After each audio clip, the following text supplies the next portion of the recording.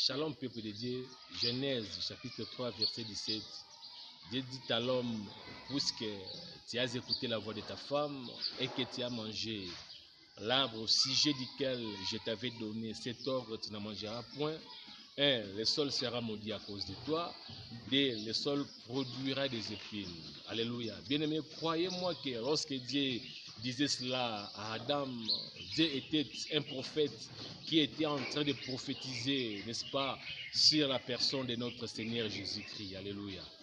Et le prophète Ésaïe ramassa cela, il va dire, le châtiment qui nous donne la paix est tombé sur lui. Bien-aimés, croyez-moi que le châtiment qui devait donner la paix à Adam est tombé sur la terre maudite qui s'appelle Jésus-Christ. Alléluia. Et deuxièmement, il dit, la terre devait, n'est-ce pas, produire des épines. Et dans Matthieu chapitre 27, je vois mon Seigneur devant Ponce Pilate.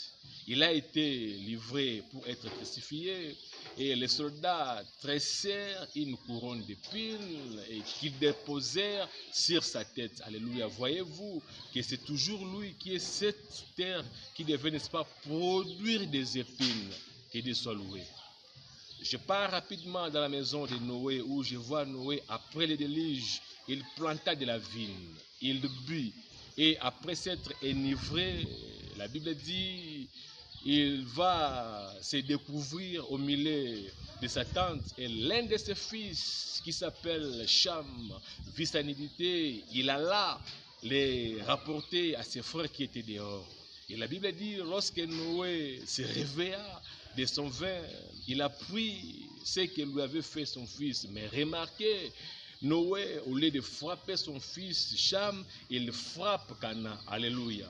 De la même manière que Dieu épargna Adam pour frapper la terre qui a été l'image de notre Seigneur Jésus-Christ, de la même manière, Noé épargna Cham pour frapper Cana qui est l'image aussi de notre Seigneur Jésus-Christ.